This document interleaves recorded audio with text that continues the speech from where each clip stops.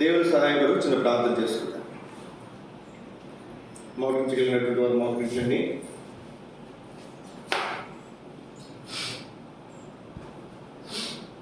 మోకరించలేనటువంటి వారు దయతో మీ తలలో ఉంచవలసిందిగా మీకు మనం చేస్తున్నాను.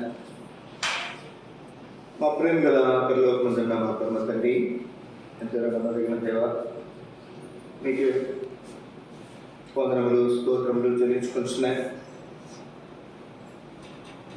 ఆశీర్వదించే దేవుడుగా మీరు మాకు జ్ఞాపకం చేసిన మీ మాటను బట్టి మేము స్తుతిస్తున్నా. నిజమే తండ్రి, పరిశుద్ధ గ్రంథం బైబిల్లో మొదటి అధ్యాయంలో 28వ వచనంలో మీరు మానవులను ఆశీర్వదించినటువంటి దేవుడు. మీరు ఆశీర్వదించడానికే మానవుల్ని సృజించినటువంటి దేవుడు. ఫలించి అభివృద్ధి పొంది విస్తరించి భూమిని నిండించి దానిని లోపరుచుకుని అన్న మీ మాటను బట్టి మిమ్మల్ని స్తుతిస్తూ ఆరాధిస్తున్నాను. మొదటి మా ప్రభువా, అబ్రహామును మాత్రమే కాదు, ఇసాకును ఆశీర్వదించిన దేవుడు, యాకోబును ఆశీర్వదించిన దేవుడు, యాకోబుతో ఏసేపు పిల్లలను కూడా మీరు ఆశీర్వదించినటువంటి దేవుడు. ప్రతి తరములో ప్రతి వ్యక్తిని మీరు ఆశీర్వదించే దేవుడు అని మీరు జ్ఞాపకం చేసినందుకే మమ్మల్ని స్తుతిస్తూ ఆరాధిస్తున్నారు. ఇది మాత్రమే కాదు, మమ్మల్ని మీరు ఆశీర్వాద కారకులుగా మీరు ఉంచుతున్నారు. ఎంత అద్భుతం! మానవ మాత్రం ఇంతలో కనిపించి అంతలో మాయమైపోయి నీటి ఆవురు వంటి వారు. అట్లాంటి మానవుని మీరు ఇతరులకు ఆశీర్వాద కారకులుగా మీరు చదువులకు ఏముంటుంది? మొదటి ఆశీర్వదించడం మీ పని, ఆశీర్వదించడం మీ వలన అవుతుంది. మీరు ఆశీర్వాద కారకుడు. మొదటి మేము రక్షించబడడం ద్వారా అబ్రహాం, యాకోబు, ఇసాకులు, యోసేపు వారి సంతతి వారిని మాత్రమే కాకుండా నన్ను మమ్మల్ని అందరినీ కూడా మీరు రక్షించి ఆశీర్వదించిన దేవుడు, మమ్మల్ని ఇతరులకు ఆశీర్వాద కారకులుగా ఉంచినటువంటి దేవుడు, మీకే వందనములు స్తోత్రములు చెల్లించుకుంటున్నాను. మొదటి మా ప్రభువా, అంత మాత్రమే కాదు, మీ సంతానం కూడా ఆశీర్వదిస్తారని మీరు సెలవిచ్చారు. అంత మాత్రమే కాదు, మేము ఎక్కడైతే ఉంటామో ఆ స్థలాలను, మేము ఎవరి దగ్గరైతే ఉంటామో వారిని, ఆ యజమానులను, వారి వ్యాపారములను, వారి సంపదను మీరు ఆశీర్వదించే దేవుడు అని మొదటి మా ప్రభువా మిమ్మల్ని స్తుతిస్తూ ఆరాధిస్తున్నాను. లాభాంత నెరగలుగుతూ వచ్చాడు, అరామీయుడు, విగ్రహారాధి. ఐగుప్తీయుడు యోసేపును బట్టి ఎరగలుగుతూ వచ్చాడు. ఎంత ఆశ్చర్యంగా! ఈ లోకంలో ఉన్నటువంటి లోకస్తులు ఎరిగినట్లుగా అతని మా ప్రభువా, నీ బిడ్డలైనటువంటి వారు అక్కడ నుండి ద్వారా మీరు వారిని ఆశీర్వదించే దేవుడు అని మిమ్మల్ని స్తుతిస్తూ ఆరాధిస్తుంది. అంత మాత్రమే కాదు, ఈ వాగ్దానాలు కేవలం అబ్రహాం, ఇసాకు, యాకోబులకు, యోసేపుకు వారి సంతానం కేవలం భౌతిక సంబంధమైన ఇశ్రాయేలు ప్రజలకు మాత్రమే కాదు, కానీ మా తల్లి మా ప్రభువా, మీరు అన్ని జన్మైనటువంటి మాకు కూడా ఆశీర్వాదాలు ఇచ్చేటప్పటికి, మా శాపను తీసివేయడానికి, ఆ శాపను మీరు శాపగ్రాహిగా మీరుండి మాకు ఆశీర్వాదములు అనుగ్రహించి మమ్మల్ని వారసులుగా చేసినందుకే, ఈ ఆశీర్వాదాలకు, ఈ భూ సంబంధమైన పర సంబంధమైన ప్రతి విధమైనటువంటి వాగ్దానములకు, ఆశీర్వాదములకు మమ్మల్ని వారసులుగా చేసినందుకే మిమ్మల్ని స్తుతిస్తూ ఆరాధిస్తూ, ఏమి చెల్లించినప్పుడు రుణస్థులను ఒప్పుకోవచ్చు. మిమ్మల్ని ఆరాధిస్తూ మిమ్మల్ని హెచ్చిస్తున్నాం, కనపరుస్తున్నాం. తర్వాత గది మధ్యాహ్నం కాల సమయంలో మీ బల చుట్టూ చేరువచ్చుండగా, మేము చేరువచ్చే సమయం మీరు మాకు ఆశ్చర్యకరంగా మీరు ఉంచుము. అతన్ని మా ప్రభువా, మీరు మమ్మల్ని దర్శించము, పరిశుద్ధపరచము. ఏదో అలవాటుగా ఆచారంగా మేము పాల్గొని పొందకుండా గ్రహింపుతో యోగ్యంగా వివేచనతో సరి చేసుకున్నటువంటి వారు, మీరు చక్క చేసుకున్నటువంటి వారు మీ యోగ్య నిదానంలో ప్రభువులలో పాల్గొనుకున్నట్లుగా నన్ను మమ్మల్ని మీరు సిద్ధపరచు. నన్ను పూర్తిగా మీ సిరిజాన్ని మరుగుపరచు. మీ చిత్తంలో లేని మాట ఒక్కటి కూడా నా నోటి వేళ రాకున్నట్లుగా నన్ను మీ స్వాధీనంలో మీరు ఉంచుకను. మీ కాపుల భద్రతలో ఉంచును. మీ నమ్మకత్వాన్ని రుజువుపరచు, దర్శించు, మేలుకే జ్ఞాపకం చేసుకుని మీకే వందనములు స్తోత్రములు చెల్లించుకొంచు. సమస్త మహిమా ఘనత ప్రభావం మీకు ఆరాధిస్తాం. యేసు పరిశుద్ధ నామమున స్తుతించి ప్రార్థించి అడిగి వేడుకుంటున్నాం తండ్రి, ఆమేన్. తీసుకువచ్చుదండి ఆదికాండము 1వ అధ్యాయము 27-28 వచ్చిన. దేవుడు తన స్వరూపమందు నరుని సృజించెను.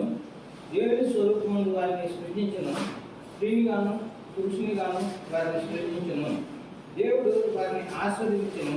ఎట్లనగా మీరు ఫలించి అభివృద్ధి పొంది విస్తరించి భూమిని నిర్మించి దానిలో తెచ్చుకొనుడి. సముద్రపు చేపలను ఆకాశ పక్షులను భూమి మీద పాకు ప్రతి జీవిని ఏరుడని దేవుడు వారితో చెప్పినాను. ఇక్కడ మనం చూసినటువంటి మాట, దేవుడు వారిని ఆశీర్వదించెను. ఈ మాట మనం గమనిస్తే దేవుడు ఎవరు? ఆశీర్వదించేవాడు అనేది మనకు అర్థమవుతుంది. దేవుడు ఏం చేస్తాడండి? ఆశీర్వదిస్తాడు. ఇది బేషరతుగా ఆదాము హవ్వకి ఇచ్చాడు, షరతులు ఏమీ లేకుండా. అయితే ఆశీర్వాదాలు వాళ్ళు పోగొట్టుకున్నారు. వాళ్ళకి షరతులు ఏమీ లేవు. సమస్తాన్ని మీరు ఏలుబడి చేయాలి. ఆశీర్వాదాలన్నీ ఇచ్చి ఒక చిన్న, ఇంక చెప్పాలంటే అది షరతులు కూడా కాదు, అక్కడ ఒక చెట్టు ఉంది, ఆ చెట్టు ఫలాలు మాత్రం పెడతారు. తింటే అవి దినము నిత్యముగా మీరు చచ్చెదరు. అంటే వారికి అర్థం కాల, ఆత్మ సంబంధమైన నేత్రాలు మూయబడతాయన్న సంగతి వారికి అర్థం కాదు. మనకు బాగా పరిచయం, లోపల ఒక నానుడు ఉంటుంది. కొంతమంది యొక్క స్వభావం అట్లా ఉంటుంది. ఏమంటారంటే వాళ్ళు, వారికి దక్కంది ఇంకెవరికి దక్కకూడదు. కొంతమంది స్వభావం అట్లా ఉంటుంది. నాకు దక్కకపోయినా పర్లేదు, ఎదుటికి మాత్రం దక్కకూడదు. పనులైనా అంతే, నాకు పని దొరకట్లేదా వాడికి కూడా దొరకకూడదు, ఏదో ఒకటి పొల్లేస్తాడు. నాకు లాభం రావట్లేదా వాడికి కూడా లాభం రాకూడదు, ఏదో ఒకటి పొల్లేస్తాడు. అది నాకు దక్కట్లేదా వాడికి కూడా దక్కకూడదు, ఎవరికి దక్కకూడదు, ఏదో ఒకటి చేస్తారు. మనం చూస్తాం, మరి అవసరమైతే అవతల వ్యక్తిని చంపేస్తారు, వాళ్ళకి దక్కలేదు అన్నటువంటి కోపంలో, కష్టలో. ఈ స్వభావం ఎక్కడి నుంచి వచ్చింది? అమ్మా నాన్న ఏమైనా నేర్పారా? ఏమండి, ఎవరా? ఎక్కడి నుంచి వచ్చిందండి ఈ స్వభావం? అసలు తండ్రి ఎవరు చెప్పాడు? మీ తండ్రి ఎవరు? మన తండ్రి ఎవరు? అసలు మొదట అపవాది యొక్క స్వభావం అది. తనను తాను హెచ్చించుకుని నేను మహోన్నతితో నన్ను నేను సమానునిగా చేసుకుంటాను అని ఎప్పుడైతే అనుకుందో, దాన్ని ఎక్కడ పడేసి చెప్పండి? పరలోకం నుంచి భూలోకానికి పంపించేస్తాను. ఇప్పుడు సాతాను ఎక్కడుంది? పరలోకంలో లేదు. ఎక్కడ చెప్పండి? భూలోకంలో ఉంది. ఇప్పుడు దాన్ని పోగొట్టుకుంది. ఏం పోగొట్టుకుంది? ఆ పరలోక రాజ్యాన్ని పోగొట్టుకుంది. కాబట్టి తాను పోగొట్టుకుంది కాబట్టి, తనకు దక్కలేదు కాబట్టి, ఇంకెవరికి కూడా దక్కకుండా ఉండడానికి అది చేయనటువంటి ప్రయత్నం అంటూ లేదు. అందుకే దేవుడు సృష్టించినటువంటి మొట్టమొదటి మరి మానవుడు ఆదాము హవ్వలను వారిని శోధించడానికి పోయాడు. అక్కడ సర్పరూపంలో పోయాడు. ఆ దినాల్లో సర్పము యుక్తి కలిగినటువంటి అందరి దగ్గరికి రాదని సాధారణ గుర్తుపెట్టుకోండి ఈ మాట. ఇప్పుడు సంఘంలో ఒక 10 మందో లేదా 50 మందో లేదా 100 మందో లేదా 1000 మంది ఎంతమంది ఉన్నా అందరి దగ్గరికి సాధారణ రాదు. చూడండి ఆ మాట అంత బైబిల్లో 3వ అధ్యాయం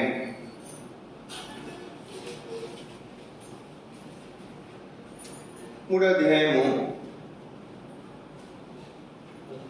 మొదటి వచ్చిన దేవుడైన యెహోవా చేసిన సమస్త భూజంతువులలో సర్పము యుక్తి గలదై ఉండెను. సర్పము యుక్తి గలదై ఉండెను. అది ఆ స్త్రీతో. అందులోకి ఎవరు వచ్చారు చెప్పండి? ఆ సర్పం దగ్గరికి ఎవరు వచ్చారు? సర్పంలోనికి ఎవరు వచ్చారు? అపవాది వచ్చింది. ఇప్పుడు అపవాది వచ్చి సాతాను వచ్చి అంటుంది కదా, ఏమంటుంది చెప్పండి? ఇది నిజమా? ఇది నిజమా? ఇక్కడ మనం గమనించాల్సిన ప్రాముఖ్యమైనటువంటి సంగతి గుర్తుపెట్టుకోండి. ఈ మాట మీకు కావాలని చూడండి, ఏ ఇంట్లో చూడండి, ముఖ్యంగా సంఘంలో చూడండి. క్రీస్తు శరీరంలో సాతాను ఎవరిని శోధిస్తుంది అంటే అందరిని శోధిస్తుందండి. నిన్ను నన్ను అందరినీ శోధిస్తుంది. ఎవరైతే యుక్తి కలిగినటువంటి వారో వారిని కుయుక్తులను తీసుకుపోతుంది. యుక్తి కలిగిన వాడే కుయుక్తి చేయగలడు. అలా వాడికి యుక్తి లేదనుకో కుయుక్తి చేయగలరా? చేయలేడు. సామాన్యమైనటువంటి విశ్వాసం దొరికి, సామాన్యమైనటువంటి సేవకులు దొరికి, సామాన్యమైనటువంటి మరి విశ్వాసం కలిగినటువంటి వాళ్ళ దగ్గరికి రాదు సాతాను. అవసరం వాళ్ళు ఎవరు కావాలి? దానికి యుక్తి కలిగినటువంటి వారు కాదు. మనని సేవకులు ఉంటారు, బాధ్యుల సహోదరులు ఉంటారు, పరిచారకులు ఉంటారు, విశ్వాసులు ఉంటారు, యుక్తిపరులు ఉంటారు, కొంతమంది యుక్తిపరులు ఉంటారు. ఆ యుక్తి పరుల్లోనికి వచ్చి ఏం చేస్తారు చెప్పండి? వారిని కుయుక్తి పరులుగా మార్చేస్తారు. వాడికి తెలిసి ఎన్ని రకాలుగా యుక్తిగా ఆలోచించవచ్చో, ఎన్ని కుయుక్తులు పడవచ్చో వాడికి బాగా తెలుసు. మనం గమనించాల్సినటువంటి ప్రాముఖ్యమైనటువంటి సంగతి ఈ ఆశీర్వాదాలు మనం పొందకుండా నష్టపోవడానికి సాతాను ఏం చేస్తుంది చెప్పండి? తాను చేయనటువంటి ప్రయత్నము లేదు. ఆదాములను మోసం చేసింది, మనల్ని కూడా ఇంకా మోసం చేస్తూనే ఉంది. ఇప్పటికీ మోసం చేస్తున్నారు. రండి మన అంశానికి వద్దాం. ఇప్పుడు మొట్టమొదటి అధ్యాయంలో దేవుడు మాట్లాడినటువంటి ప్రాముఖ్యమైనటువంటి మాటలు 8వ వచనం, దేవుడు వారిని ఆశీర్వదించేవాడు. దేవుడు మనల్ని ఆశీర్వదించేవాడు. 2వ అధ్యాయంలో ప్రాముఖ్యమైనటువంటి సంగతి మీకు జ్ఞాపకం చేయడానికి ప్రయత్నం చేస్తాను. ఈ 2వ వర్తమానంలో మనం ఆశీర్వదించబడాలంటే మనం ఏం చేస్తూ ఉండాలి? ఆదామవులకు బేషరతుకి ఎప్పుడైతే ఆ పరలోకాన్ని లేదా ఏదైనా వనాన్ని దేవుడు వారికి ఇచ్చినప్పుడు వారు ఏ విధంగా పోగొట్టుకున్నారో, ఇప్పుడు మనకు షరతులు లేకుండా ఏది ఇవ్వట్లేదు. షరతులు కలిగినటువంటి సంగతుల్లో దేవుడు మనకు అనుగ్రహిస్తున్నాడు. నీకు ఆశీర్వాదం కావాలా? అయితే ఇవి షరతులు. కాబట్టి ఈ ఆశీర్వాదాలు మనం పొందాలంటే ఆశీర్వదించడానికి ఆయన సిద్ధంగా ఉన్నాడు. ఈ ఆశీర్వాదాలు మనం పొందాలి అంటే మనం ఏం చేస్తూ ఉండాలి, మనం ఏం చేయాలి, ఏ విధంగా ఉండాలి, ఏ విధంగా జీవించాలి అనేది ఈ 2వ వర్తమానంలో మనం చూడటానికి ప్రయత్నించాలి.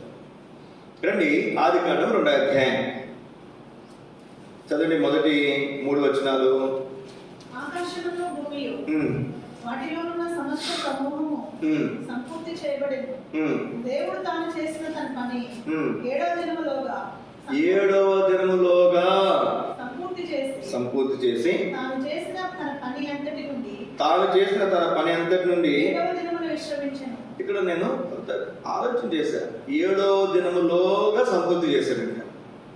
7వ దినములోగా అంటే కొన్నిసార్లు ఇప్పుడు కూడా మనం చూడండి, మేస్త్రులు వస్తారు, బేల్దార్ మేస్త్రుల్లో లేదా ఇంకో మేస్త్రుల్లో పెయింటర్స్ వీళ్ళందరికంటే కూడా బేల్దార్ మేస్త్రులతో కొంచెం మన జాగ్రత్తగా ఉండాలి. ఎందుకంటే మన జాగ్రత్తగా ఎందుకని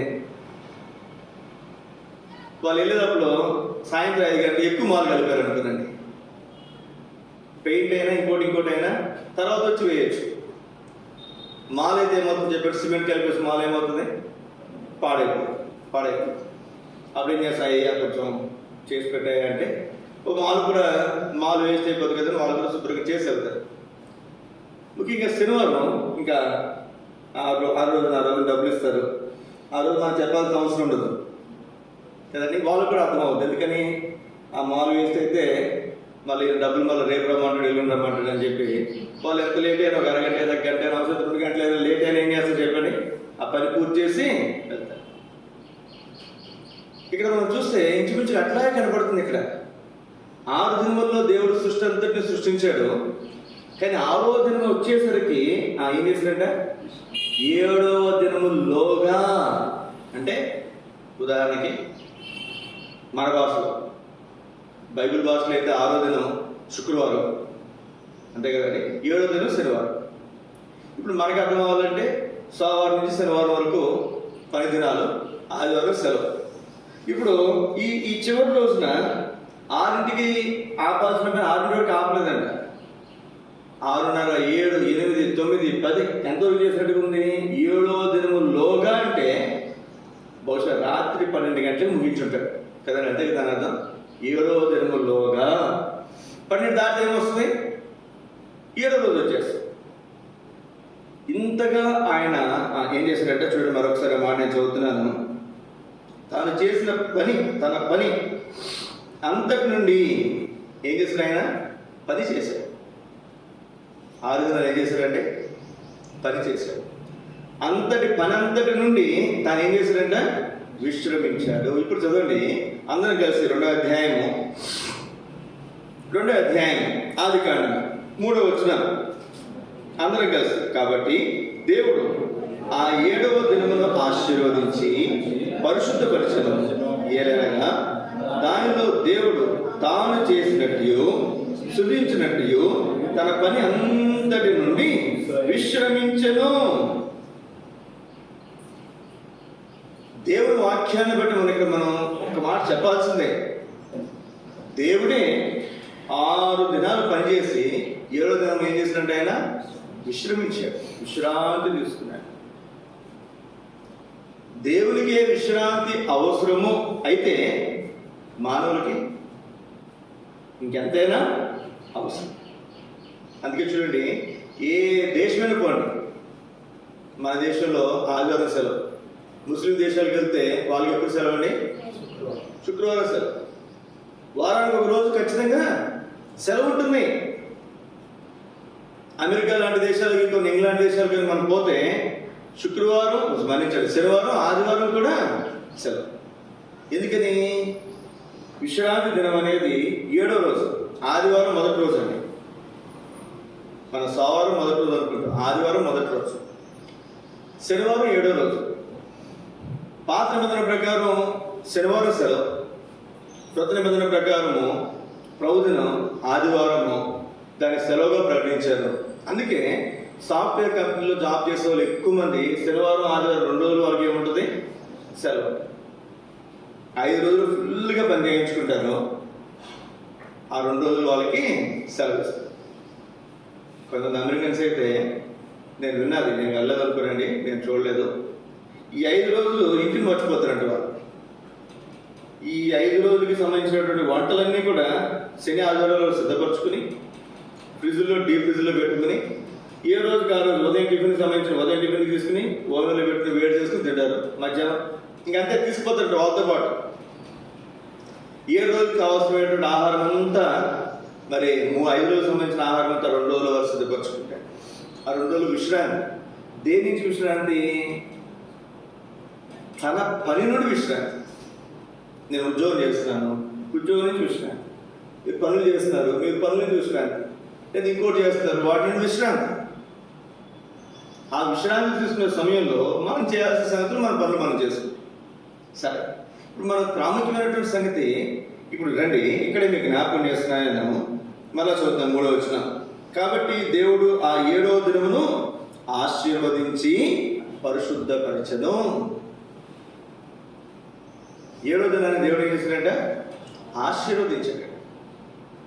6 దినాల్లో తాను చేసిన సృష్టి మొత్తాన్ని ఇది మంచిది మంచిది మంచిది అని చెప్పినటువంటి దేవుడు 7వ దినం దగ్గరికి వచ్చేసరికి 7వ దినాన్ని ఏం చేశాడంట? ఆశీర్వదించాడంట. 7వ దినం అనగా విశ్రాంతి దినం. యేసుక్రీస్తు వారు అన్నారు కదా, మనుషు కుమారుడు విశ్రాంతి దినమునకు ప్రభు అన్నాడు. అందుకే ఆదివారము ప్రభు దినముగా మనం దేవుని మందిరానికి వచ్చి దేవుని ఆరాధిస్తాం. ఇప్పుడు దేవుని వాక్య ప్రకారం మనం చూస్తే ఈ ఆదివారము ఆశీర్వదింపబడినటువంటి దినము. పాత నిబంధన ప్రకారం శనివారం, కొత్త నిబంధన ప్రకారము ఆదివారము ఆశీర్వదించబడినటువంటి దినం. అందుకే కొంతమంది యెహోవా సాక్షులు, సెవెంత్ డే అడ్వెంటిస్ట్ చర్చ్ వాళ్ళు సెవెంత్ డే చర్చ్ వాళ్ళు ఇలా కొంతమంది శనివారం చర్చ్ పెట్టుకుంటారు, శనివారం దేవుని ఆరాధిస్తారు. వాళ్ళు ఈ వచనాలు చూపిస్తారు, శనివారం దేవుడు ఆశీర్వదించాడు కదా. నిజమే, వాస్తవమే. అయితే విశ్రాంతి దినమునకు యేసుక్రీస్తు వారు ప్రభువే ఉన్నాడు. ఆయన ప్రాణం పెట్టి తిరిగి లేచినటువంటి రోజు ఆదివారం కనుక, పునరుత్థాన దినం కనుక, విశ్రాంతి దినం యేసుక్రీస్తు వారిలో కొట్టివేయబడి ప్రభుదినం మనకి అనుగ్రహించబడింది. ఈ ప్రభుదినాన్ని దేవుడు ఆశీర్వదించినటువంటి దినముగా మనము దేవుని మందిరానికి వచ్చి దేవుని ఆరాధించే వారంగా మనం. ప్రాముఖ్యమైనటువంటి సంగతి ఏమిటి అంటే, ఇది ఆశీర్వదించబడినటువంటి దినము. ఈ ఆశీర్వదించబడినటువంటి దినములో మనం ఏం చేయాలి? దేవుడు ఏం చేయాలి చెప్పండి? ఆశీర్వదించి ఏం చేశాడు? తన పని అంతటి నుండి విశ్రమించను. 7వ దినం అనేది ఖచ్చితంగా విశ్రాంతి తీసుకోవాలి. కొంతమంది విశ్రాంతి తీసుకోరు, 7వ రోజు కూడా పని చేస్తారు. ఏం చేస్తారు చెప్పండి? 7వ రోజు కూడా పని చేస్తారు. ఆదివారం కూడా పనికి, ఆదివారం కూడా ఉద్యోగానికి వెళ్తారు, ఆదివారం కూడా వ్యాపారానికి వెళ్తారు. దేవుని వాక్యంలో రాబడినటువంటి మాట, దేవునికే 7 రోజుల్లో ఒక రోజు విశ్రాంతి అవసరమైతే మానవునికి అవసరమా కాదు? మీరే చెప్పండి, మీరే చెప్పండి. ఎంతైనా అవసరం. ఇదేమి మరి మిషన్ కాదుగా. నేను మిషన్ అండి, మనుషులు మనం. దేవునికే విశ్రాంతి దినం అనేది ఒకటి అవసరము అయితే మానవునికి ఎంతైనా అవసరము. ఇది గుర్తుపెట్టుకుంది. మన నెలంతా ఒక్కరోజు సెలవు పెట్టుకున్న పని చేయండి, తర్వాత 4 రోజులు సెలవు పెట్టాల్సి వస్తుంది. అలాగే దేవుని కరెక్ట్గా ఉంటుంది. మనం సెలవు ఇవ్వకపోతే ఆయన సెలవు పెట్టేలా చేస్తాడు. ఓ 4 రోజులు, 6 రోజులు లెక్క ఉంటుంది. ఇస్రాయేల్ ప్రజలు 470 మన్నించిన 70 సంవత్సరాలు విశ్రాంతి సంవత్సరాలు ఆశ్రయించకపోతే 70 సంవత్సరాలు దేవుడు వారిని చెరలను తీసుకుని పోయి ఈ దేశానికి ఏమి ఇచ్చాడు చెప్పండి? పంట పొలాలకి విశ్రాంతిని ఇచ్చాడు. దేవుళ్ళకి ఎప్పుడు ఖచ్చితంగా. అంటే మనం ఆశీర్వదించబడాలి అంటే 7వ దినం అనగా ఆదివారం కొత్త నిబంధన ప్రకారం ఇది విశ్రాంతి దినముగా మనం ఆచరించాలి. ఇది పరిశుద్ధ దినముగా మనం ఆచరించాలి. మిగిలిన రోజులు మన పనులు మనం చేసుకోవాలి. ఆదివారం ఇది ఎవరు చెప్పండి? ప్రభు దినము. ఇది దేవునిది, దేవునికి సంబంధించినది అనేటువంటి గ్రహింపుతో మనం జీవించినప్పుడు మనం ఆశీర్వదించబడే వారంగా మనం ఉంటాం. నిర్గమకాండం 16వ అధ్యాయము 30వ వచనంలో ఒక మాట చూడండి. నిర్గమకాండం 16వ అధ్యాయం 30వ వచనం. కాబట్టి 7వ దినమున ప్రజలు విశ్రమించిరి. దేవుడు చెప్పాడమ్మా, మీరు బయటికి వెళ్ళా మీకు మన్నా దొరకదు అనేసరికి వాళ్ళు ఏం చేశారు చెప్పండి? 1-2 ప్రయత్నాలు చేశారు, వారికి అర్థమైంది. తర్వాత ఏం చేశారు వాళ్ళు? 7వ దినమున వారు విశ్రమించిరి. ఒక్కరు ఇద్దరు కదండి, ప్రజలందరూ కూడా. 7వ దినము విశ్రాంతి దినం. ఇది ప్రభు దినం. ఒక మాట యెషయా గ్రంథంలో ఉంటుందో చక్కటి మాట. ఏ అధ్యాయం? 50వ అధ్యాయంలో చూడండి. విశ్రాంతి దినమును వ్యాపారం చేయొద్దని ఎంతో చక్కగా దేవుడు పరిశుద్ధ గ్రంథంలో రాయించి పెట్టాడు.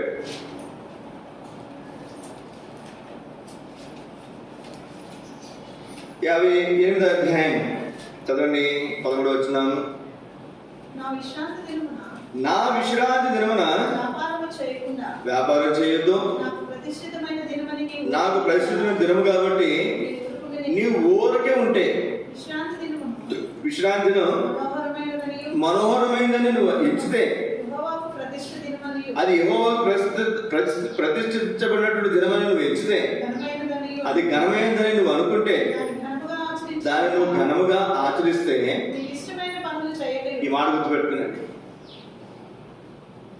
విశ్రాంతి దినం ఆదివారం ఏం చేయకూడదంటే, మీకు ఇష్టమైన పనులు చేయకుండా, వ్యాపారం చేయకుండా, లోకవార్తలు చెప్పుకోకుండా ఉంటే. ఇక్కడ మీరు చూడండి, లోక వార్తలు కూడా చెప్పుకోకూడదు. ఆదివారం జనరల్గా ఎలా ఉంటుంది? ఉద్యోగస్తులు కానీ పనిచేసే వాళ్ళు కానీ సెలవు కాబట్టి వాళ్ళు ఏమో ఆల్రెడీ ముచ్చటకి వెళ్తారు, వాళ్ళు కూర్చుంటారు. ఆ వార్తలు, ఈ వార్తలు, ఆ సంగతులు అన్నీ మాట్లాడతారు. లోక వార్తలు కూడా చెప్పుకోకూడదు. మీరు నమ్మకపోండి, గుంటూరు సీఎంలో ఉన్నప్పుడు తరఫీదులు 2012వ సంవత్సరం ఆదివారం రోజు నేను పేపర్ కూడా చదవలేదు. పేపర్లు ఏముంటాయండి? లోక వార్తలు ఉంటాయి. కాబట్టి నేను ఆదివారం పేపర్ కూడా చదవను. ఇప్పుడు కాదు, గత 15 సంవత్సరాలు ఆదివారం పేపర్ కూడా చదువు. న్యూస్ ఛానల్ పెట్టిన ఆదివారం ఉదయం, సాయంత్రం కూడా పెట్టను. ఎప్పుడైనా ఇంకా భోజనం చేసిన తర్వాత నైట్ 9 తర్వాత 10 తర్వాత ఎప్పుడైనా ఖాళీ ఉంటే అప్పుడు. సోమవారం ఉదయం పేపర్లో చూస్తే ఆదివారం పేపర్ అక్కడ పెట్టింది చర్చిలోని. సోమవారం పేపర్ అక్కడ న్యూస్ పేపర్. ఆ కాలంలో న్యూస్ పేపర్ ఇప్పుడు న్యూస్ పేపర్ చాలా మంది వేయించుకోవట్లేదు, అంత టెక్నాలజీ పెరిగిపోయింది, అంత ఫోన్లో వచ్చేస్తున్నాయి కాబట్టి. ఏపీ కొత్త సీఎం కిరణ్ అని రాసింది. కిరణ్ కుమార్ రెడ్డి అప్పుడు సీఎం అయ్యాడు రాష్ అయిన తర్వాత. ఆ సంగతి కూడా తెలియదండి నాకు. ఎప్పుడు చూశాను? ఆయన నిన్న సీఎం అయితే ఈరోజు చూశాను నేను వార్త. మీకు ఎందుకు జ్ఞాపకం చేస్తున్నానంటే, ఆదివారం ఏం చేయకూడదంట? మనకి ఇష్టమైన పనులు చేయకూడదు. మనకి ఇష్టమైన పనులు ఏం చెప్పండి? ఆదివారం వస్తే డబ్బున్నోడు ఏమంటాడు? మటన్ కూర లేకుండా ఆదివారమే కాదంట. డబ్బులు లేనట్టు ఏం చేస్తారు చెప్పండి? కోడి కూర లేకుండా ఆదివారమే కాదంట. నిజమే, మంచిదే. ఆదివారం ఏం తినొచ్చు, సోమవారం ఏం తినొచ్చు, శనివారం ఏం తినొచ్చు. ఆదివారం ఏంటి? ఇది దేవుడిది. దేవుడు దాన్ని ప్రతిష్ఠించాడు, దాన్ని ఆశీర్వదించాడు, దాన్ని పరిశుద్ధపరిచాడు. ఇప్పుడు అది నువ్వేం చేయాలి? పరిశుద్ధమైనదిగాను ఆచరించాలి. నా మాటలుగా దేవుని వాక్యం మీకు జ్ఞాపకం చేస్తాను, చూపిస్తాను. నేను ఏం చేయకూడదంట? నీకు ఇష్టమైన పనులు చేయకూడదు, వ్యాపారం చేయకూడదు, లోక వార్తలు చెప్పుకోకుండా ఉంటే, ఊరకనే ఉంటే ఏం చేస్తాడంటే 14 వచ్చినాం, నీవు యెహోవాను ఆనందించదువు, దేశం యొక్క ఉన్నత స్థలముల మీద నేను ఎక్కించదను, నీ తండ్రి యాకోబు స్వాస్థ్యం నీ అనుభవం ఉంచదను. యెహోవా సెలవిచ్చు వాక్కు ఇదే. మొట్టమొదటిగా మనం చూస్తున్నాం దేవుని వాక్యంలో. మనం ఆశీర్వదించబడాలి అంటే మొట్టమొదటి షరతు, ఇప్పుడు చెప్పింది కాదండి, కొత్త నిబంధనలో చెప్పిన మాట కాదు, క్రీస్తు చెప్పిన మాట కాదు, క్రీస్తు పూర్వం. ఇంకా చెప్పాలంటే అప్పుడు అబ్రహామే లేడు. ఎవరు అసలు అప్పుడు? ఆదాముతో చెప్పిన మాట, మొట్టమొదటి మానవుతో చెప్పినటువంటి మాట ఏమన్నా చెప్పండి? దేవుడు 7వ దినమును విశ్రమించడం, దానిని ఆశీర్వదించడం, దాన్ని పరిశుద్ధపరచడం. ఏదైనా విషయాలు గుర్తుపెట్టుకునండి. మొదటగా చెప్పిన మాట చాలా ప్రాముఖ్యమైనటువంటి, ఖచ్చితంగా మనం దాన్ని నెరవేర్చాల్సిందే. ఇక్కడ బైబిల్ గ్రంథంలోనే మొట్టమొదటి అధ్యాయంలో ఆశీర్వదిస్తానని చెప్తున్నాడు. ఆశీర్వదించబడటానికి అక్కడ ఒక సంగతి కూడా పెట్టాడు. 2వ అధ్యాయం 1-3 వచనాల్లో విశ్రాంతి దినాన్ని, ప్రభు దినాన్ని కొత్త నిబంధన ప్రకారం మనం అది ఆశీర్వదించబడినటువంటి దినం. ఎక్కడి నుండి ఆశీర్వదించబడతాం? రెస్టారెంట్ నుండి ఆశీర్వదించబడతామా? సినిమా హాల్ నుండి ఆశీర్వదించబడతామా? మన ఇంట్లో కూర్చొని మనం ఆశీర్వదించబడతామా? చెప్పండి. ఫ్రెండ్స్తో షికారుకి వెళ్తే ఆశీర్వదించబడతామా? లేదా భార్య పిల్లలతో కలిపి మరి షికారుకో లేకపోతే బయటకు ఎక్కడికి వెళ్తే ఆశీర్వదించబడతామా? దేవుని మందిరం నుండి ఆశీర్వదించబడతామా? దేవుని వాక్యం చుట్టూరు చేరవస్తే ఆశీర్వదించబడతామా? నేనేం చెప్పాల్సిన అవసరం లేదు, మీకు ఇట్టే అర్థమైపోతుంది. ఇందులో ఏది కరెక్ట్ చెప్పండి? దేవుని మందిరంలో దేవుని వాక్యం చుట్టూరు చేరువస్తే ఇది ఆశీర్వదించబడినటువంటి దినం కనుక మనం ఆశీర్వదించబడతాం. జ్ఞాపకం పెట్టుకున్న ప్రియ సోదర సోదరి, అయ్యా నన్ను ఆశీర్వదించు, అయ్యా నన్ను ఆశీర్వదించు, దేవా నన్ను ఆశీర్వదించు, నెత్తిలో కొట్టుకుంటాం మనం. కానీ ఆధారం మందిరానికి రా, ఆధారం దేవుని వాక్యం చదవం, దేవునికి కావాల్సిన ప్రాముఖ్యత దేవునికి ఇవ్వం. అన్ని పనులు అయిపోతే, అవకాశం ఉంటే, టైం ఉంటే, కుదిరితే అప్పుడు దేవుని మందిరానికి వస్తాం. ఎక్కడి నుంచి వస్తాయండి ఆశీర్వాదాలు? ఎక్కడి నుంచి వస్తాయి ఆశీర్వాదాలు? మన హాస్పిటల్లో ముందు సీట్ తీసుకోవాలంటే ఏం చేస్తాను చెప్పండి? వెనకాలకు దొరికితే ముందు వెళ్తే ముందు సీట్ వస్తుంది, వెనకాల వెళ్తే ఎప్పుడుగో.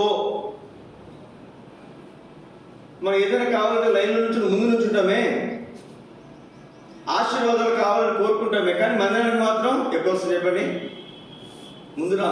ఆ బ్లెస్సింగ్ ఎప్పుడో జ్ఞాపకం పెట్టుకున్న సోదరి సోదరి, ముందు వచ్చిన వాళ్ళకి ఆశీర్వాదములు సిద్ధంగా ఉంటాయి. సంపూర్ణమైన ఆశీర్వాదం మనం పొందేవారంగా, సంపూర్ణమైన ఆశీర్వాదం మనం పొందేవారంగా. ఉదాహరణకి ఒక్కొక్క 10 నిమిషాలకి ఒక్కొక్క 100 రూపాయలు దేవుడు అన్నాడు అనుకోండి. ఉదాహరణకి 11 నుంచి 1 వరకు మొదటి గంట ఉన్న వాళ్ళకి ఎంత వస్తుంది చెప్పండి? 600 వస్తాయి. వస్తాయి రా? గంటకి 10 నిమిషాలకు 100 రూపాయలు అంటే ఎంత వస్తాయి? 11 నుంచి 12 వరకు ఉన్నటువంటి వాళ్ళకి ఎంత వస్తాయి? 600 వస్తాయి. 12కి వచ్చిన వాళ్ళకి ఏమవుతుంది చెప్పండి? 100 600 చెప్పరు, పోతాయి కదా, పోతాయి లేదా?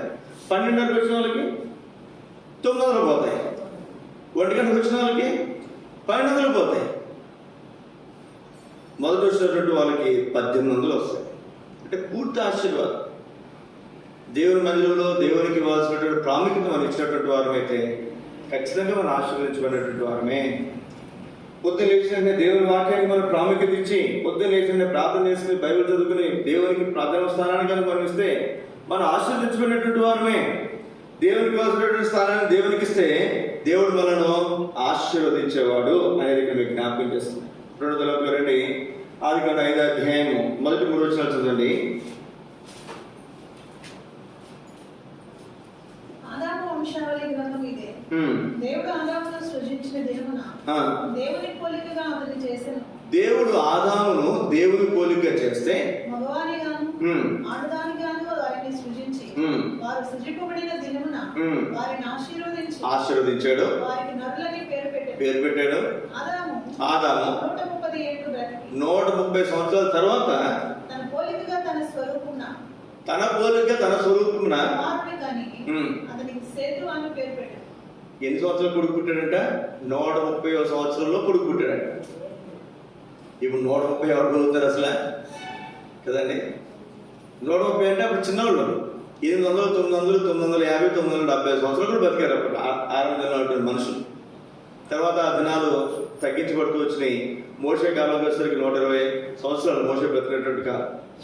మోషే రాసినటువంటి కీర్తనలు మనం చూస్తాం. నరుని ఆయుష్ 70 సంవత్సరాలు, అధిక బలం ఉంటే 80 సంవత్సరాలు. అది కూడా వాటి వైభవము ఆయాసము దుఃఖం.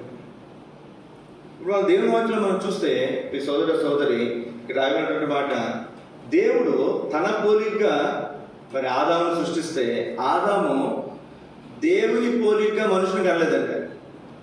మీకు అర్థమవుతుందండి? ఎవరి పోలిక కన్నాడు? ఆదాము తన పోలిక. దేవుడేమో దేవుని పోలిక మానవుని చేస్తే దైవత్వం, దేవుని పోలిక, దేవుని స్వరూపం. ఎప్పుడైతే పాపం చేశాడో ఈ పోలికను పోగొట్టుకున్నాడు, ఈ స్వరూపాన్ని పోగొట్టుకున్నాడు. అందుకే యేసుక్రీస్తు వారు కడపటి ఆదాము వచ్చాడు. ఆయన ఏ పోలికైతే మనం, ఏ సారూప్యత అయితే మనం పోగొట్టుకున్నామో ఆ సారూప్యత మనకు అనుగ్రహించడానికి కడపటి ఆదాము యేసుక్రీస్తు ఈ లోకానికి వచ్చాడు. ఇప్పుడు యేసుక్రీస్తు రక్తంలో మనం కడగబడితే, యేసుక్రీస్తు రక్తంలో కడగబడినట్టు మనం యథార్థంగా నమ్మకంగా మనం జీవిస్తే ఏ పోలికలకు మనం మార్చబడబోతున్నాం? క్రీస్తు పోలికలోనికి మనం మార్చబడబోతున్నాం. క్రీస్తు సారూప్యతలోనికి మనం మార్చబడబోతున్నాం. ఇప్పుడు మనందరం ఎట్లా ఉండబోతున్నాం? సమయం రాబోతున్నప్పుడు క్రీస్తుని పోలి మనం ఉండబోతున్నాం. ఏదైతే దేవుని పోలిక మనం పోగొట్టుకున్నామో ఆదాములో, యేసుక్రీస్తు వల్ల మనము ఆ పోలికను పొందగలుగుతున్నాం. అయితే ప్రాముఖ్యమైన విషయం ఏంటంటే, దేవుని పోలిక పోయింది అంటే పరిశుద్ధత పోయింది, ఆత్మ సంబంధమైనటువంటి పోలిక పోయింది. ఇప్పుడు శరీర సంబంధమైనటువంటి పోలిక వచ్చింది. ఏమొచ్చిందండి? పాపం చేసిన తర్వాత దేవుని స్వరూపం పోయింది. ఇక్కడ మనం చూస్తే దేవుని వాక్యంలో కనుక మనం చూస్తే జాగ్రత్తగా దేవుని స్వరూపం పోయి ఆదాము తన పోలికలో కుమారుని కన్నాడంట. ఈ మాట చాలా జాగ్రత్తగా మీరు గుర్తుపెట్టుకోండి. ఏ పోలిక ఇప్పుడు? దేవుని పోలిక, మానవుని పోలిక. మానవుని పోలిక. మానవుడు పాపి. నేను ఏ పాపం చేయలేదన్నా కొంతమంది అడుగుతారు, ఒక ప్రశ్న అడుగుతారు, అయ్యా అప్పుడే ఒక బిడ్డ పుట్టాడు, ఆ పుట్టినటువంటి బిడ్డ చనిపోయాడు, నరకానికి పోతాడా స్వర్గానికి పోతాడా? ఏమండి? స్వర్గానికి పోతాడా?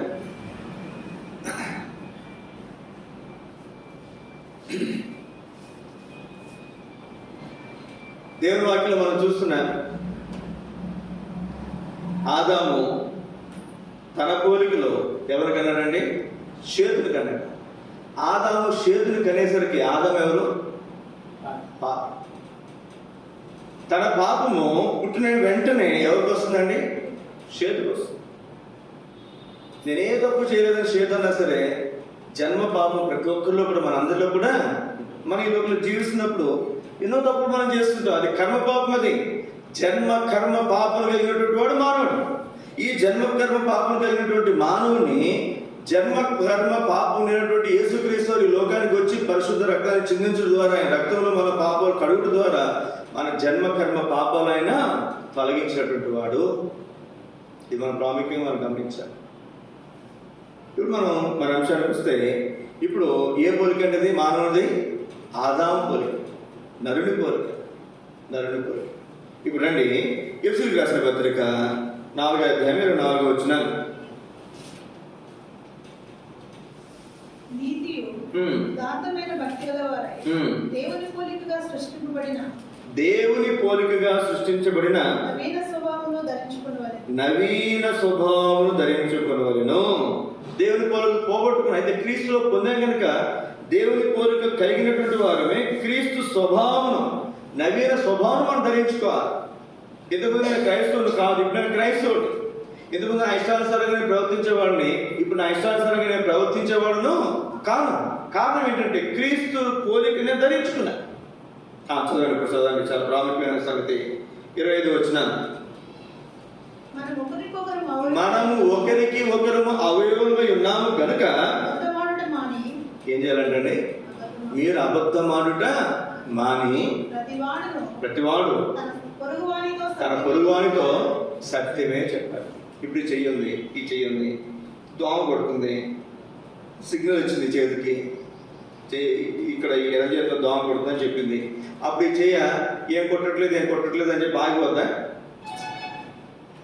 వెంటనే ఏం చేస్తా చెప్పండి, ఈ చెయ్యొచ్చు ఆటోమేటిక్గా ఈ దోమను కొడుతుంది. అంటే ఏంటి? నా శరీరంలో అవయవాలు ఒకదానికొకటి ఏం చేస్తున్నాయి? సహకరించుకుంటున్నాయి. ఒకదానికొకటి అబద్ధము చెప్పట్లేదు. అలాగే క్రీస్తు శరీరంలో ఉన్నటువంటి మనము సాటి అవయవాలము కనుక ఒకరికి మరొకరు ఏం చెప్పకూడదంట? అబద్ధాలు చెప్పకూడదు. ఈ రోజులు ఎట్లా చెప్పండి, అవసరానికి ఒక అబద్ధం. ఇంకా వాళ్ళు మంచోళ్ళే చెప్పాలంటే, అవసరానికి అబద్ధం ఆడేవాడు మంచోడే. ఈ లోకంలో ఉన్నటువంటి నానుడు రకాలు అవసరం లేకపోతే అబద్ధాలు ఆడతారు. నోరు తెరిస్తే అబద్ధం, నోరు తెరిస్తే కల్పిత కథలు, నిందలు, అవమానం, ఎన్నెన్నో సంగతులు. మన దేవుని ప్రజలుగా మన ఈ లోకంలో ఎన్నో విషయాలు, ఎన్నో అనుభవాలు కూడా నువ్వు నేను వెళ్ళినటువంటి వారు, వెళ్తున్నటువంటి వారు. ఇప్పుడు మన సాటి అవయవాలు కనుక ఒకరి మీద ఒకరు ఏం చెప్పారు చెప్పండి? అబద్ధం చెప్పుకోరు. ఎన్ని అబద్ధాలు విశ్వాసాలుగా, దేవుని సేవకులుగా మా జీవితాల్లో కూడా చూస్తాం, గొప్ప గొప్ప నాయకుల జీవితాల్లో కూడా మనం చూస్తాం. ఇది ఎవరి స్వభావం? ఇది రండి ఒక మాట మీకు జ్ఞాపకం చేస్తాను నేను. ఇది ఎవరి స్వభావం అండి? యోహాను సువార్త 8వ అధ్యాయం 44వ వచనం. యోహాను సువార్త 8:44. అపవాది సంబంధులు వాడు ఆది నుండి నరహంతకుడు, సత్యమందు నిలిచిన వాడు కాడు. ఏం లేదంటండి, వాని యందు సత్యమే లేదు. వాడి స్వభావం ఏంటంటే అబద్ధమాడటమే వాడి స్వభావం. వాడు అబద్ధికుడు, అబద్ధములకు జనకుడు. అబద్ధం పుట్టింది ఎక్కడి నుంచి? అపవాది దగ్గర నుంచి. ఇది నిజమా అంటే ఇది అబద్ధం అమ్మా అని చెప్తాం. మన అబద్ధం ఆడుతున్నామంటే, అబద్ధాలు ఆడుతున్నామంటే, అది మానలేకపోతున్నామంటే మనం ఇంకెవరి పిల్లలుగా మనం ఉన్నాం? సాతాను పిల్లలుగానే మనం ఉంటున్నామేమో. ప్రకటన 21వ అధ్యాయంలో చూడండి, ఒక లిస్ట్ ఉంది. నరకానికి పోయేవారు ఎవరంట? ప్రకటన కదా 21వ అధ్యాయం 8వ వచనం. పిరికివారును, నరకానికి పోయేవారు పిరికివారు, అవిశ్వాసులు, అసహ్యులు, నరహంతకులు, వ్యభిచారులు, మాంత్రికులు, విగ్రహారాధికులు, అబద్ధికులందరూ అగ్నిగంధకులతో మండుకుండంలో పాల్గొంటారు. ఇది 2వ మరణం. అబద్ధికులు కూడా, విగ్రహారాధన చేసే వాళ్ళకి ఎటువంటి నరకమో అబద్ధికులు కూడా అటువంటి నరకం.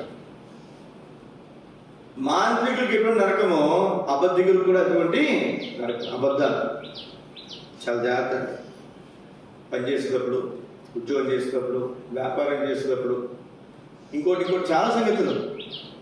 వ్యాపార ధర్మం ఏంటి చెప్పండి? షాప్కి వెళ్ళామనుకోండి, ఇది 50 రూపాయలు అన్నారు అనుకోండి, వాడు అయ్యా 45కి ఇమ్మంటే వాడు ఏమంటాడు చెప్పి ఫస్ట్ మాట, నేను కొన్నదే 48 గంటలు. ఏమంటాడు అతను? నేను కొన్నది 48. మనం ఏమంటారు 48 కొంటే ఇంకా మనం అడుగుతారని చెప్పి 50 రూపాయలు ఇచ్చి మనం వచ్చేస్తాం. అతను కొన్నది ఎంత ఉంటుంది? 40కో 30కో 35కి అది కొని ఉంటాడు. అట్లా చెప్పకపోతే కొంతమంది ఉంటారు 50 చెప్తే 10 రూపాయలు అడిగే వాళ్ళు కూడా ఉంటారు. 10 రూపాయలు అడిగే వాళ్ళు కూడా ఉంటారు. ఇక్కడ సాతాను యొక్క స్వభావం ఏంటంటే, వాడి స్వభావం ఏంటి చెప్పండి? వాడు అబద్ధం ఆడినప్పుడు తన స్వభావం అనుసరించి మాట్లాడును. అది వాడి స్వభావం. మరి దేవుని స్వభావం ఏంటి? ఆయన అబద్ధమాడు, ఆయన మాట తప్పడు. మాట తప్పుడుకు నరమాత్రుడు కాడు. అబద్ధమాడుకు ఆయన నరమాత్రుడు కాడు. మనం అబద్ధం ఆడుతున్నామంటే ఒక్కటే ప్రశ్న, మనం దేవుని బిడ్డలమా, మనం సాతాను బిడ్డలమా?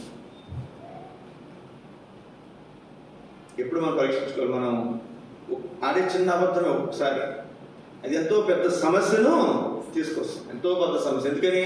ఆ అబద్ధాన్ని కప్పించుకోవడానికి ఇంకొక అబద్ధం ఆడాలి, వాటిని కప్పించుకోవడానికి ఇంకో అబద్ధం ఆడాలి. ఎన్ని అబద్ధాలు ఆడతామంటే చివరికి అసలు అబద్ధం మీద నిజమేద ఎన్ని వారికి మనకు కూడా తెలియదు. ఒకసారి జ్ఞాపకం పెట్టుకుందాం. ఇక్కడ 3వ తరగతిగా ఆదికాండం 22వ అధ్యాయం మనకు బాగా పరిచయమైనటువంటి మాట 16వ వచనం. నీవు నీకొక్కడే అయ్యున్నా నీ కుమారుని ఇయ్య వెనుక తీయక ఈ కార్యము చేసినందున చూడండి, దేవుడు ఆశీర్వదించేసిన ముందు అబ్రహాంని ఆశీర్వదించిన తర్వాత మళ్ళీ కొన్ని షరతులు పడతాయి. నువ్వు ఈ కార్యం చేసావు కనుక 18వ అధ్యాయం 18వ వచనంలో, నీవు నా మాట వినినందున, నా మాట విని కార్యం ఏ కార్యం అంటే అది? ఉదాహరణకి నాకు ఫోన్ అంటే ఇష్టం అనుకోండి, ఆ ఫోన్ పగలగొట్టేమన్నాడు అనుకో దేవుడు, నేను పగలగొడతానా? చెప్పండి, పగలగొడతానా? ఒక రోజున మరి థియోడర్ గారు, చాలామంది దైవ సేవకులు థియోడర్ గారు ఎక్కువ విషయాలు చెప్తుండారు. పాపానికి సంబంధించిన విషయాలు, మరి యూత్ఫుల్ టెంప్టేషన్స్, రకరకాల సంగతులు. ఆ రోజుల్లో ఇప్పుడంతా టెక్నాలజీ పెరిగిపోయింది. చదవాల్సిన అవసరం లేదు, దాచుకోవాల్సిన అవసరం లేదు. ఎప్పుడు కావాలంటే అప్పుడు ఫోన్లో మనకి ఏం కావాలంటే చూడొచ్చు. ఆ రోజుల్లో పుస్తకాలు ఉండేవి, కొన్ని పుస్తకాలు, కొన్ని కాని విషయాలు. ఆ పుస్తకాలు అట్లాంటి కొన్ని దాచుకునేవాడు. పుస్తకాలు బ్యాగ్లో లేకపోతే ఎక్కడెక్కడో ఎవరు కనపడే స్థలాల్లో దాచుకున్నాం. బహుశా మనలో చాలా మందికి చాలా అలవాట్లు ఉంటాయి. కొంతమంది కొన్ని రకాల అలవాట్లు ఉంటాయి, కొన్ని పాపం అలవాట్లు ఉంటాయి. వాడికి సంబంధించినటువంటి సంగతులు ఏం చేస్తే చెప్పండి, ఎక్కడెక్కడో దాచుకుంటాం. దయచేసి అక్కడ వాక్యం చెప్పిన తర్వాత ఇంటికి వచ్చాక నా దగ్గర 10 ఉన్నాయనుకున్నాడు పాపకు సంబంధించినటువంటి సంగతులు. అన్నీ పడేయలేదు బయట. ఎన్ని పడేసాను? 8 పడేసాను, 2 ఉంచుకున్నా. మళ్ళీ సంవత్సరం తర్వాత చూస్తే ఎన్ని వచ్చినాయి మళ్ళీ అక్కడ? ఆ 2కి ఇంకో 10-20 జత. మన జీవితాలు ఎట్లా ఉంటాయంటే, మన జీవితాల్లో దేవుడు ఇది వద్దు అంటే మనం మానేస్తాం, కానీ కొంచెం ఉంచుకుంటారు. కొంచెం, ఆ కొంచెమే మనల్ని ఏం చేస్తుంది చెప్పండి, చివరికి నష్టంలోనికి, నాశనంలోనికి తీసుకుంటారు. కొంచెం పులిపిండి ముద్దంతటిని ఏం చేస్తుందండి? పులి చేస్తుంది. ఇక్కడ అబ్రహాము జీవితంలో మనం చూస్తున్నా మొదటి వచ్చిన చూడండి, 22వ అధ్యాయం మొదటి వచనం. ఆ సంగతులు జరిగిన తర్వాత దేవుడు అబ్రహామును పరిశోధించెను.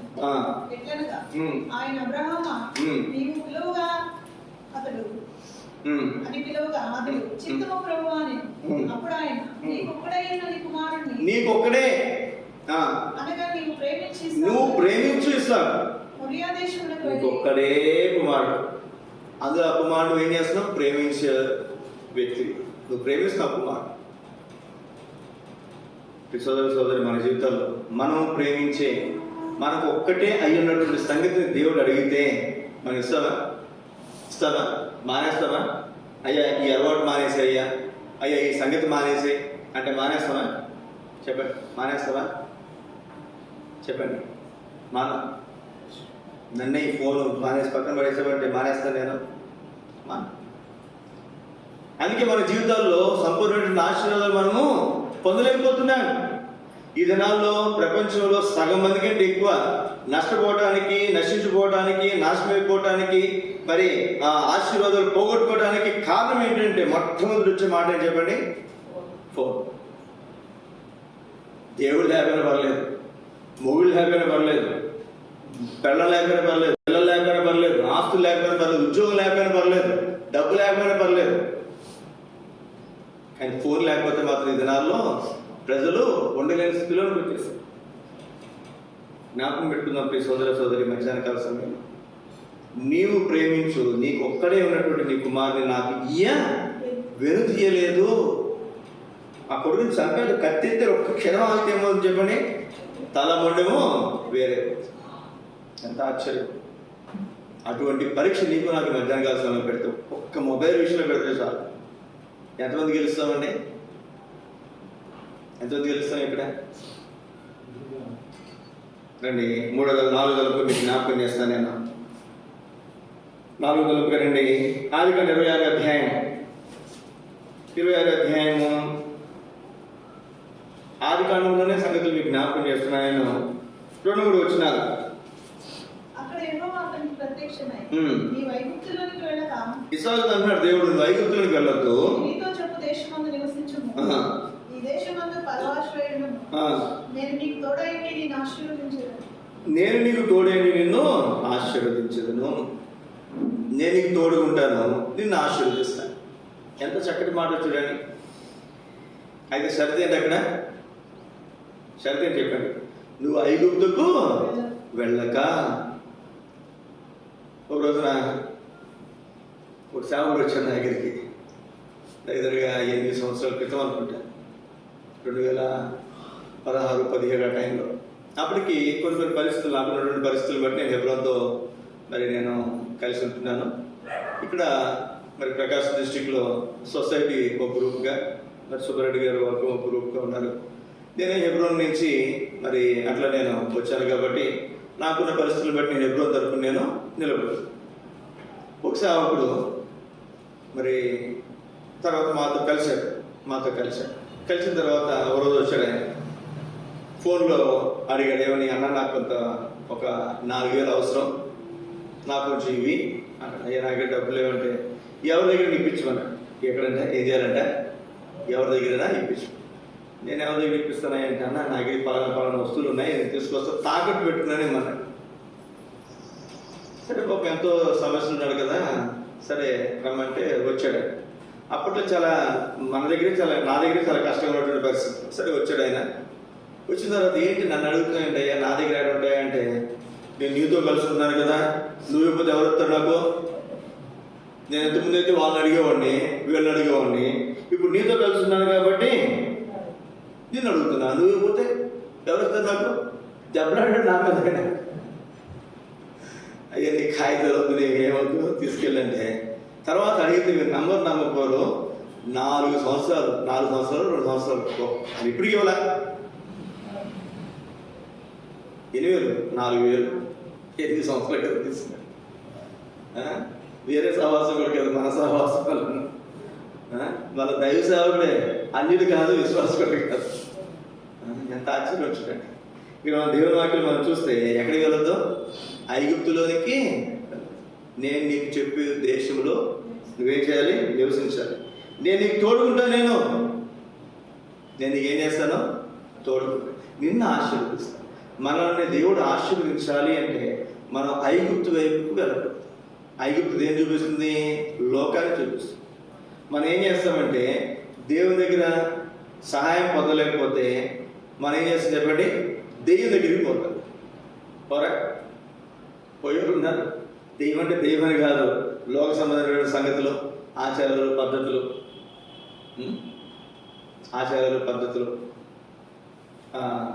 కొంతమంది దెబ్బలాడతారు. వాళ్ళు దేవుని నమ్ముకున్నారు కొంతకాలం, దేవుడు ఏం మేలు చేయలేదు వాళ్ళకి, వాళ్ళు వెళ్ళిపోయినప్పుడు వాళ్ళతో మాట్లాడితే, ఏమా ఎందుకు వెళ్ళిపోయారమ్మా?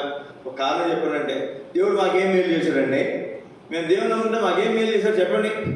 అమ్మ నువ్వు అడిగింది ఏంటి, నీకు చేయింది ఏంటంటే ఏం చేయలేదు మాకు అంటే ఎందుకు వస్తారు వాళ్ళు? మేలు కోసమే వస్తారు. మేలు పొందకపోతే ఏం చేస్తారు చెప్పండి? వెళ్ళిపోతుంది. ఏదైనా లాటరీనా ఏమండి? లాటరీ టికెట్ కొని దొరికితే మనకు లాటరీ తగిలినట్టు, లేకపోతే లాటరీ తగిలినట్ట ఇదేమన్నా? ఏమండి అంతేనా? ఉద్యోగం రాలేదు, ఏదో పని చేసుకుని బతికేవాడు ఉద్యోగం రాలేదని మొత్తం అలా ఈ లోకం విడిచిపోతాడా, లేదా దేశం వదిలిపోతాడా? జ్ఞాపకం పెట్టుకున్నప్పుడు సోదర సోదరి, ఈ దినాలు ఎట్లున్నారంటే దేవుడిని సన్నిధిలో దొరకకపోతే లోకం నడిగిపోతున్నారు. దేవుని దగ్గర నుంచి సహాయం అందకపోతే లోకస్తులకి వెళ్ళిపోతున్నారు. వాడు ఎవడైనా కానీ జ్ఞాపకం పెట్టుకుందాం ప్రియ సోదర సోదరి, నువ్వు ఐగుప్తులోనికి వెళ్లకుండా ఉంటే, దేవుని మీద ఆధారపడితే, దేవుని వైపు చూస్తే దేవుడు అద్భుతాలు చేస్తాడు. మనుషులు నమ్ముకున్నట్టు కంటే యెహోవాను ఆశ్రయించుట మేలు, రాజులు నమ్ముకున్నట్టు కంటే యెహోవాను ఆశ్రయించుట మేలు. కొందరు గొర్రెలను బట్టి రథములను బట్టి అతిశయిస్తున్నారు. మనమైతే మన దేవుడిని యెహోవాను బట్టి అతిశయిస్తున్నారు. రాజు అన్నటువంటి మాటది, వాళ్ళు కానీ గుర్రాలు ఉన్నాయని రథాలు ఉన్నాయని వారు అతిశయిస్తున్నారు. మనమైతే దేని బట్టి అతిశయిస్తున్నా? మన దేవుడిని యెహోవాను బట్టి అతిశయిస్తున్నాం. కాబట్టి మధ్యాహ్న కాల సమయంలో నువ్వు దేని బట్టి అతిశయిస్తున్నావు? దేని ఏంది నమ్మిక కలిగి ఉన్నావు? నువ్వు దేవుని ఆధారపడుతున్నావా? దేవుని విడిచిపెట్టి లోక సంగతులు, లోక పద్ధతులు, లోక ఆచారాలు, లోక విషయమైన సంగతులు లొరిగిపోతున్నారు. మనం జ్ఞాపకం పెట్టుకుందాం. చూడండి, ఇక్కడే 4వ వచనం 12వ వచనం చదవండి. ఆదికాండ 24:26 వచనం. ఈ మాట గుర్తుపెట్టుకున్నాడు. దేవుడు ఏమన్నాడు? ఈ దేశం వదిలిపోవద్దు. ఈ దేశం వదిలిపోవద్దు అంటే, ఈ దేశం వదిలి ఐగుప్తులోకి పోకుండా ఇస్సాకు ఆ దేశంలో ఉన్నాడు కనుక కరువు వచ్చిందంట. కరువు వచ్చిన కరువులో కూడా ఉన్నాడు కనుక విత్తనం వేసి ఆ సంవత్సరమే ఎంత పొందినంటే 100. ఒకేలా ఐగుప్తు వెళ్ళుంటే 100 ఫలం వచ్చేదా? తను ఖర్చు పెట్టుకుని తినేవాడేమో. కరువు కదా, కరువులో 100 రూపాయలు ఉన్న 1000 రూపాయలు ఉండే బియ్యం గట్ట 2000 అమ్ముతారు, 3000 అమ్ముతారు. తనకున్న డబ్బులన్నీ ఖర్చు అయిపోయాడు. కానీ ఇప్పుడు అట్లా పోలా, 100 ఫలం. కారణం ఏంటి చెప్పండి? దేవుడు చెప్పాడు ఈ దేశం వదిలిపోవద్దని. అందుకే అబ్రహాం మరి ఇస్సాకు ఆ దేశంలోనే ఉన్నాడు. ఆ దేశం నుండి విత్తనం వేసి ఎంత పొందాడంట? 100 రెట్లండి. 100 రెట్లు ఫలం పొందాడు. 100 రెట్లు ఫలం పొందాడు. చదివిన మాట 11వ వచనం. యెహోవా అతన్ని ఆశీర్వదించిన కనుక ఆ మనిషి గొప్పవాడైనాను. అతను మిక్కిలి గొప్పవాడు వరకు క్రమక్రమముగా అభివృద్ధి పొందుచూ వచ్చును. దేవుని ఆశీర్వాదం ఎప్పుడు ఎట్లా ఉంటుందంటే క్రమక్రమంగా ఉంటుందండి. ఒకేసారి రాదు. ఒకేసారి వచ్చింది మన దగ్గర స్థిరంగా. చాలా మంది జీవితాలు మనం చూస్తున్నాం, స్థిరంగా ఉండదు. క్రమక్రమంగా వచ్చే అభివృద్ధి స్థిరస్థాయిగా ఉంటుంది. చూతలకు రండి, ఆదికాండ 25:4 మనం చూస్తున్నాం. ఐగుప్తులోనికి వెళ్ళకపోతే, లోక ఆచారాలు పద్ధతులు జోలిపోకపోతే దేవుడు మనల్ని ఆశీర్వదిస్తాడు. చివరిగా ఆదికాండ 25:11 వచ్చిన అబ్రహాము మృతి పొందిన తర్వాత దేవుడు అతని కుమారుడు ఇస్సాకును ఆశీర్వదించెను. కుమారుడు చాలా జాగ్రత్తగా గమనించాడు. దేవుడు ఎప్పుడు ఆశీర్వదించాడంట ఇస్సాకుని? ఎవరు చనిపోయిన తర్వాత? తన పితరుడు చనిపోయిన తర్వాత. ఈ మాట గుర్తుపెట్టుకున్నాడు. కొన్నిసార్లు మనం అనుకుంటాం, నా పిల్లల సంగతి ఏంటి, నా పిల్లలు ఏమైపోతారో, వాళ్ళు ఏమైపోతారో, వీళ్ళు ఏమైపోతారు, వీడు అమాయకుడే, అది పిచ్చిదే అనుకుంటాం. మన పిల్లలు చూసి వీడు అమాయకునేమో అమాయకుడు అనుకుంటాం. అది పిచ్చిదిరా, అది ఎలా బతుకుతురా అనుకుంటాం. దేవుని వాక్యం చూడండి, ఎంత అద్భుతమైనటువంటి మాట చూడండి. అబ్రహాము తదనంతరము ఇస్సాకు దేవుడు ఆశీర్వదించాడు. ఇప్పుడు రండి, సామెతల గ్రంథం 20 అధ్యాయం. సామెతల గ్రంథం 20 అధ్యాయం 7వ వచనం. సొలొమోను మామూలు వ్యక్తి కాదు, మహాజ్ఞాని. ధర్మశాస్త్రంతో చదివి వడగొలిసినటువంటి వాడు, దైవిక జ్ఞానం కలిగినటువంటి వాడు. ఎంత అద్భుతమైనటువంటి మాట విన్నాడో చూడండి. 27 వచ్చిన ఈ మాట గుర్తుపెట్టుకునండి. నా పిల్లలు ఏమైపోతారు, నా మనవాళ్ళు ఏమైపోతారు, వాళ్ళ తర్వాత వాళ్ళు ఏమైపోతారు అని చింత నీకుంటే ఈ మాట గుర్తుపెట్టుకో. యథార్థవర్తులుడగు నీతిమంతుని పిల్లలు, ఈ మాట గుర్తుపెట్టుకునండి. వారి తదనంతరము నీతిమంతుని పిల్లలు వారి తదనంతరం ధన్యవాదాలు. నేను చనిపోయిన తర్వాత నా పిల్లలు దేవుడు ధనిలుగా చేస్తాడు, ఆశీర్వదించేవాడు. మా తాతగారు దేవుని నమ్ముకున్నారు. ఆయన 91లో మహిమలో పిలువబడ్డారు. తర్వాత దినాల్లో మా నాన్న వాళ్ళు, మా బంధువులు, మా రక్త బంధువులు, తర్వాత 3వ తరంలో మమ్మల్ని దేవుడు ఎంతగా ఆశీర్వదించాడో నేను ఎప్పుడు అనుకుంటాను. నేను సేవకు వచ్చిన తర్వాత మా తాతయ్య, మా నాన్న వాళ్ళ నాన్నగారు ఆయన ఉంటే ఎంత సంతోషించేవాడు. ఎందుకంటే మా కుటుంబంలో అందరికంటే కూడా మా నాన్న, మా బాబాయ్లు, మా అత్తలు, పెద్ద మా తరంలో కూడా అందరికంటే కూడా ఎక్కువ భక్తిపరుడు ఎవరంటే మా తాతగారు. కనకయ్య ఆయన పేరు, కనకయ్య. ఇప్పుడు నా ఆశ ఏంటి, అరే నేను సేవకు వచ్చిన సంగతి ఆయన బ్రతుకుంటే ఎంత సంతోషించేవాడు, ఎంత సంతోషం. ఇక్కడ మనం చదువుతున్నటువంటి మాట, నీతిమంతుని పిల్లలు వారి తదనంతరము ధన్యులవుతారు. మాట గుర్తుపెట్టుకుని, మన పిల్లలు ధన్యులు అవ్వాలి అంటే, మన పిల్లలు ఆశీర్వదించబడాలి అంటే అది ఎవరి చేతిలో ఉంది? మన చేతిలో. మనం ఎట్లా జీవించాలి? నీతిగా జీవించాలి, నీతిమంతులుగా జీవించాలి. బైబిల్ చెప్తుందిగా నీతిమంతులు లేడు ఒక్కడును లేడు. అయితే యేసుక్రీస్తు రక్తంలో మనం కడగబడితే మనం నీతిమంతులుగా మనం చేయబడతాం. ఇలా ప్రవక్త అంటాడు కదా, ఏమంటాడండి? నీతిమంతునికి కలుగు మరణం వంటిది మరణం నాకు సంప్రాప్తించును గాక. అర్థమైపోయింది తన అర్థం ఏంటో, అందరి యొక్క అర్థాలు తాను చెప్పగలుగుతున్నాడు. అందుకే అంటాడు కదా, అయ్యా నేను నీతివంతుడిగా చేస్తే ఎంత మంచిదో అంటే దాని అర్థం ఏంటి? నేను నీతివంతుడిగా చేస్తే నా తర్వాత నా సంతానము ఆశీర్వదించబడతారు. నీతివంతుడిగా చనిపోయాడా? లేదు. ఒక అర్హతుడిగా చనిపోయాడు. తన కత్తివాతంతో తాను చంపడుతూ వచ్చాడు గులాబ్ ప్రవక్త. ఈ సోదరు ఒక్కటే మాట, నీతిమంతులుగా మనం జీవిస్తే మొదటిగా నీతిమంతులుగా మనం చేయబడాలి, తర్వాత నీతిమంతులుగా మనం జీవించాలి. నీతిమంతులుగా చేయబడాలి అంటే యేసుక్రీస్తు రక్తంలో మన పాపాలు మనం కడుక్కుని తన నీతి మన మీద ఆరోపించడం ద్వారా మనం నీతిమంతులుగా చేయబడతాం. రెండోది, నీతిమంతులుగా చేయబడిన తర్వాత, రక్షించబడిన తర్వాత, వాగ్దానం తీసుకున్న తర్వాత మన ఇష్టానుసారంగా మనం జీవించకుండా నీతిగా మనం నడిస్తే, నీతి మార్గంలో మనం నడిస్తే మన తర్వాత మన సంతానాన్ని దేవుడు ఏం చేస్తాడు చెప్పండి? ధన్యులుగా చేస్తాడు. కొంతమంది మనం చూస్తాం, అరే వాళ్ళ పిల్లలు చూడండి, వాడు చేసినటువంటి పుణ్యము వాళ్ళ పిల్లలు అనుభవిస్తున్నారు. కొంతమంది చూస్తే, అరే వాడు చేసినటువంటి దుర్మార్గ అక్రమం రా వాళ్ళ పిల్లలు చూడండి ఎంత నష్టపోయారా అని చెప్తుంటారు. జ్ఞాపకం పెట్టుకుందాం ప్రియ సోదరి, నీవు నేను ఈ లోకాన్ని విడిచిపెట్టిన తర్వాత నన్ను గురించి తర్వాత ఏం మాట్లాడుతుంది? నీతిమంతుడు చెప్పగలుగుతుందా? నీతిమంతురాలని చెప్పగలుగుతుందా? అలా చెప్పలేకపోతే మన బ్రతుకుల్లో మనకి ఏమాత్రం ప్రయోజనం లేదు. మన బ్రతుకుల్లో మన పిల్లలకి, వారి తరతరాలకి ఏమాత్రం కూడా ప్రయోజనము ఉండదు. జ్ఞాపకం. ఇక్కడ ఒక చిన్న మాటే 37వ కీర్తనలో చూడండి, దావీదు మహారాజు మాట్లాడాడు.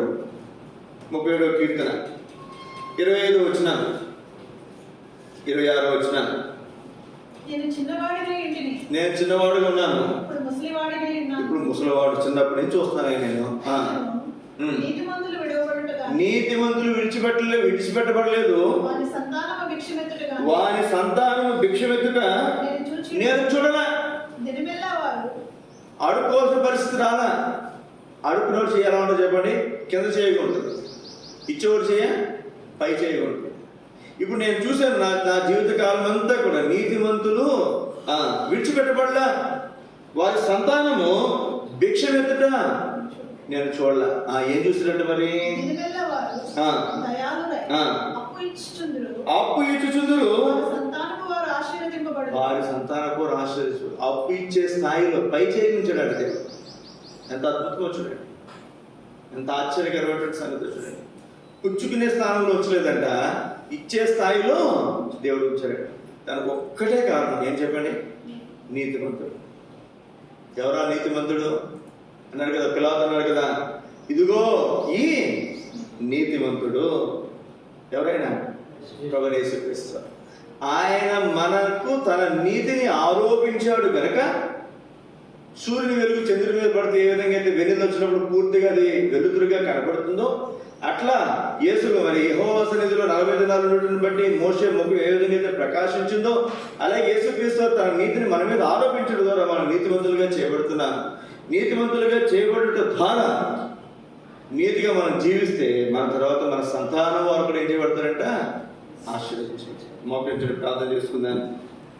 దేవుడి వాక్యంలో మనం వేరే పరీక్షించుకుంటా